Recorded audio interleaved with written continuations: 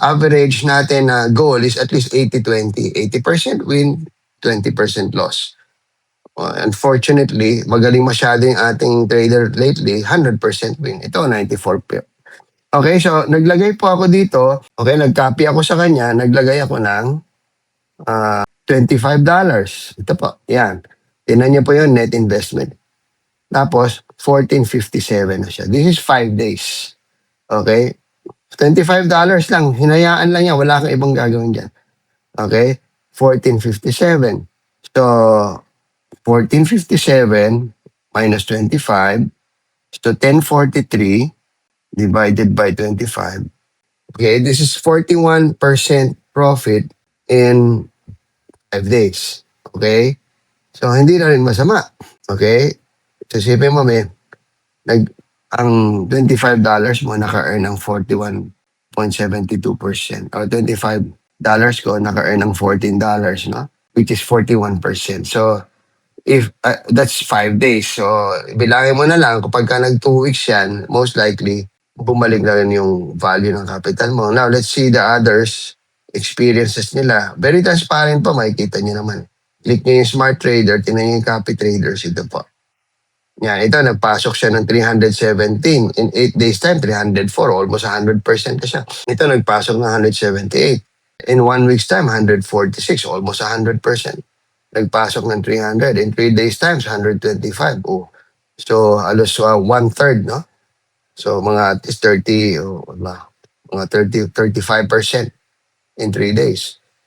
Okay, so in short, in another 3 or another 9 days probably, balik na yung puhunan niya. No? Okay, so ito po yung copy trading. Pwede nyo rin pong gawin yan. Wala kang gagawin. Hindi ka magtitingin sa Telegram GC. Ilalagay mo lang ang pera mo. Ang gagawin mo lang araw-araw kung gusto mo.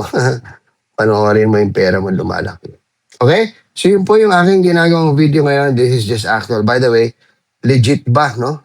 Yung nga, sinasabi ko, ito po, sa dulo, sa ilalim, lower right, nandyan po yung app, SunX. Ang Apple po itong gamit ko. Napakahigpit niya sa apps. Hindi niya mag-approve ng mga apps na fly by night. Okay? Papatunayan mo sa kanila na legit ka. Okay, and another, of course, yung coin market cap, which is, ito po, isa sa mga official na listings or app to check what's happening in the cryptocurrency industry. Nandito po lahat yan, official yan. Scroll natin. Exchanges, ito po sa gitna. Okay. Then sa exchanges, hanapin natin yung, ito ba yan? Yan, SunX exchanges. There you go. Yan po. So yan po si SunX. Meron po siyang 10 billion spot volume, etc. etc. $13.7 billion in trading volume niya. So legit ba siya? Nakatago ba? Hindi mo ba mahanap kung nasaan? It's there. It's publicly listed. Okay? SunX. Siya po yan. Kita niyo yung logo? Yan po yung logo. Same. Okay po. So, it's up to you. If you want to observe. Again, my invitation is for you to observe. I'm not forcing you to join. Ang minimum po natin to start the copy trading is $10, 600 pesos. But for the manual trading, I suggest at least mga $100, no? To give room dun sa fluctuations, at least hindi ka mababurn. Pero very ano po yung trades nila, very safe, no? Okay, and you just have to follow instructions. Okay po, so that's my testimony, and I hope to work with you in this